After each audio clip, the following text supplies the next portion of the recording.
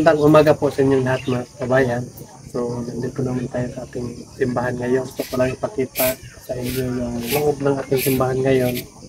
Kahapon ay natapos na paggawa ng pagpintura. So, samahan nyo na lang ako mga kabayan. Basta tayo mga kabayan.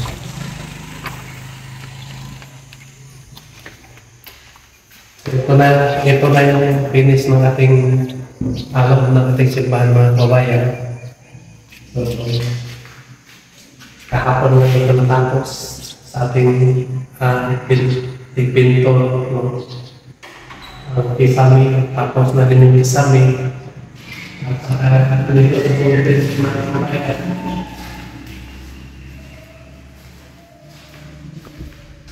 Ito tapos na rin dito sa taas.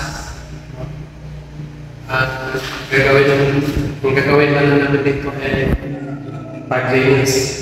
Linisan namin itong tiles kasi ito mga kunting mga sa pagpintura na nalaglag.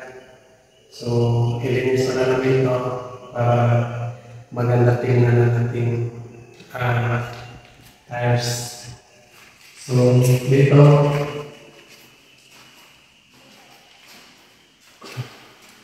tapos na at saka wala nang problema nito sa loob mga kabayan kasi meron na tayong upuan dyan at saka itong upuan natin ay tapos na dito sa baba.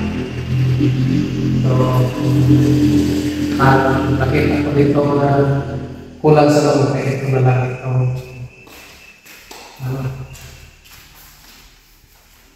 ito kailangan natin itong palitan kasi lumang ito mga kabayan. At magawa na tayo ng lamesa dito na hindi na tulad ito gawa tayo ng magandang magandang lamesa mga kabayan. So ito na lang nalaman ay kulang nito sa loob. Wala kang problema. At saka, yung ilaw natin ito, may tatlong ilaw tayo dyan. At dito rin ay mga apat ang ilaw natin dito sa kabila. So doon sa labas, lagay tayo natin ilaw dito sa kakiliran. At doon sa CR, maglagay din tayo ng ilaw doon sa CR para maliwanag. So, ayos na mga kabayan. So, maraming salamat po sa nagbigay ng tulong dito sa ating simbahan. So, meron na rin tayong kurente. Ikabit na lang mga kabayan. So, maghantay na lang ako sa pumupunta dito yung maglagay. So, ayos na ang ating simbahan. So, dahil may mga activity dito, so pwede na meron tayong mga sounds kasi may kurente na tayo. Maraming salamat po sa nag-sponsor nitong ating simbahan. Kasi po ay kapag wala kayo ay hindi namin ito magawa. Kapag wala tayo, kahapon natapos na pagpintura, so okay na, maliwanag na, maganda na tingnan dito sa loob mga kabayan. So sa susunod ay doon na naman tayo sa labas. Doon naman tayo sa labas pintura. Pero ang gawin natin doon sa labas ay lalagyan muna natin ng puro para diretso na lagyan natin ng pintura. So, yun ang gawin natin mga kababayan. So, maraming salamat mga kababayan. Ang Panginoon, siya ang magbalos. Siya na lang din ang magbalos sa inyo mga kababayan. Dahil po ay alam ko na ang lahat ang mabuting gawain ay may kapalit mga kababayan. So dito ay tapos na. So ito aking kukuhanan ay ayos na rin mga kababayan. Kita natin yung kuha natin ng muna is ano lang, muntik lang.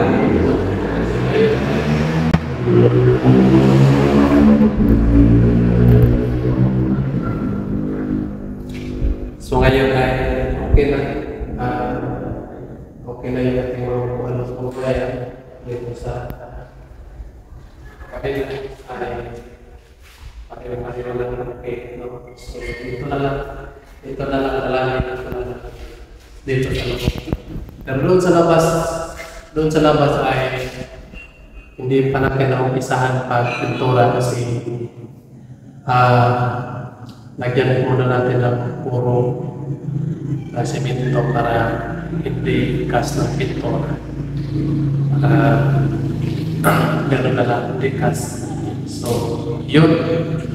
Maraming salamat po. Inuulit ko po. Maraming salamat po sa lahat na nagpadala ng tulong ng ating simbahan. Isa lang ang aking masabi, mga kababayan, so ang Panginoon na ang bahala nga magbalos sa inyo nga kaayo. So, kung wala kayo ay hindi ito matapos ng ating simbahan. Hindi ito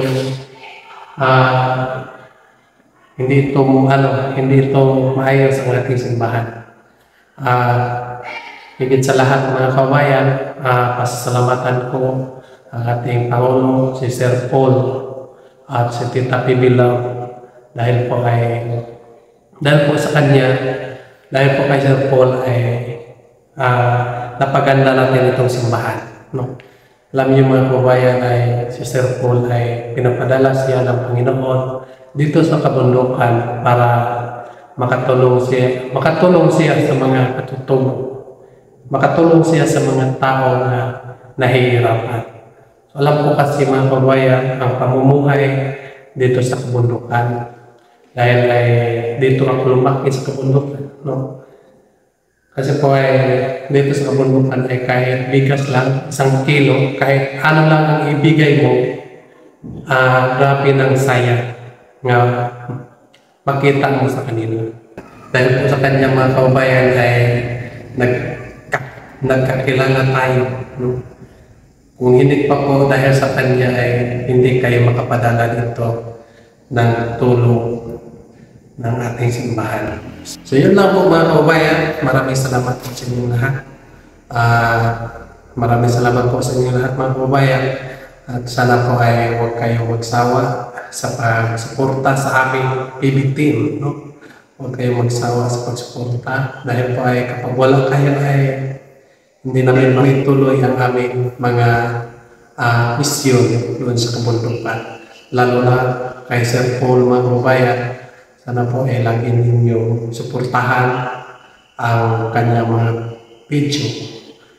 Dahil po ay siya ang inaasahan sa lahat. Siya ang inaasahan sa mga tao na nandoon sa kabukiran na tulad ko katutubo. So yun lang mga kababayan. Maraming salamat po. Mag-ingat kayo dyan palagi. Bye-bye!